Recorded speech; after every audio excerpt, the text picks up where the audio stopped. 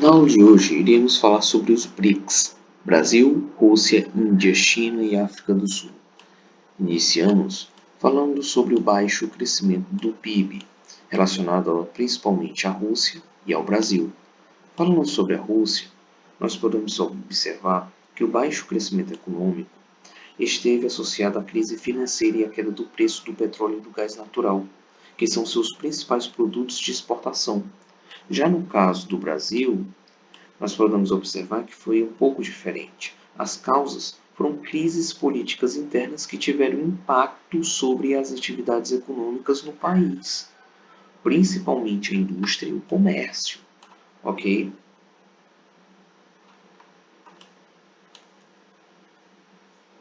Lembrando, gente, que o PIB ele é apenas um dado absoluto, tá bom?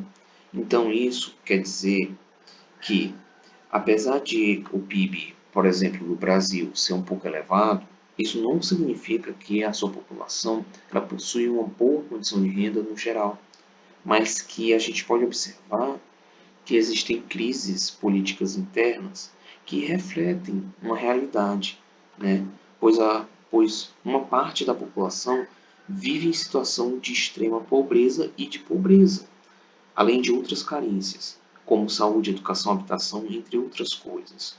Por isso que o PIB ele é apenas um dado absoluto, ele não reflete totalmente a realidade. Ele é apenas um dado a mais a ser analisado para a gente interpretar a realidade. Tá? Então, quando estuda o PIB, a gente não está levando em conta o nível de desigualdade de renda da população, apenas a renda geral da nação. Tá?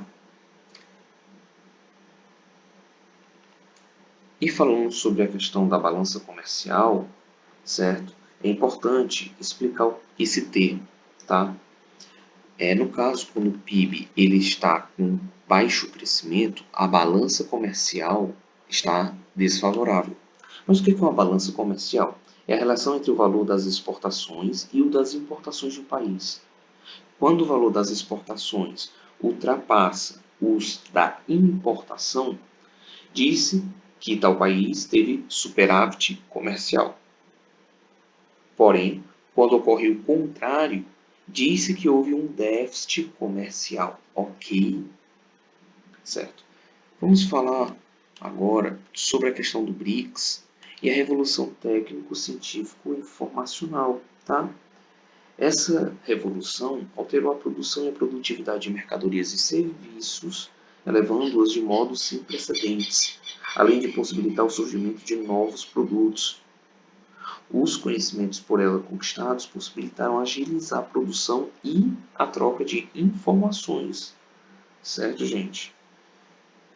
Então, a gente pode resumir essa revolução, em dois tipos de meio. Um meio mais tradicional antes dessa revolução e um meio após essa revolução, meio de produção.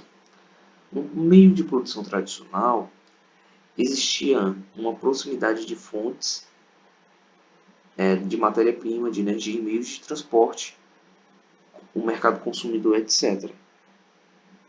Ou seja, para que houvesse uma produção mais eficiente, a indústria tinha que estar perto de onde existia a matéria-prima e das cidades, tá? Para abastecê-las.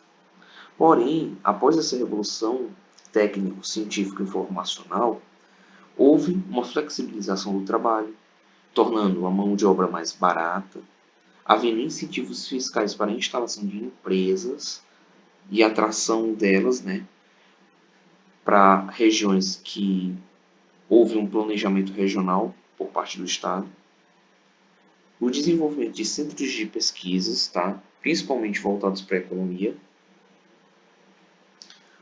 além, de, além do próprio desenvolvimento, né, estudos relacionados ao desenvolvimento socioeconômico. E aí, quando a gente fala de incentivos fiscais, a gente não pode esquecer de dois termos: o da desconcentração e o da concentração industrial, tá? Mas o que é essa desconcentração e concentração industrial? É um processo que, por meio da ação de empresas ou dos governos de um país ou de estados, e as suas políticas de desenvolvimento industrial, temos um estímulo à implantação de indústrias em diversas regiões, diferente daquelas onde há concentração industrial. Então, o processo de desindustrialização seria o de implantar indústrias em regiões para o desenvolvimento das mesmas. Ok? Agora, no caso de haver uma concentração industrial, o objetivo vai ser ganhar competitividade e gerar maiores lucros entre essas empresas, ou dinamizar a economia e o emprego dessas regiões, ok? Agora falando especificamente sobre a China, nós vamos observar que os investimentos chineses, tá, no século XXI, eles estão particularmente integrados em dois continentes, que seriam a África e a América Latina, principalmente no Brasil. O objetivo é transformar a China em uma potência econômica mundial ao longo do tempo.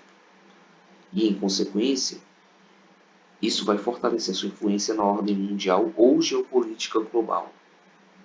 Eles procuram também garantir suprimentos de matérias-primas para o desenvolvimento econômico do país, alimentos para a sua numerosa população e obras de infraestrutura para suas empresas de engenharia civil.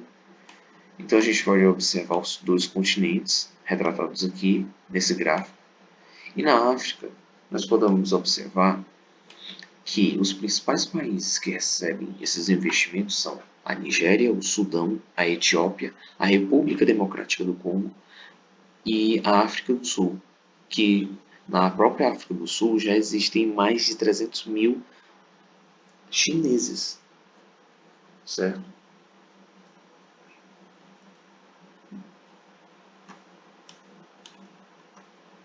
Então vocês podem observar que além desses investimentos, existe também a questão da militarização de bases militares, certo?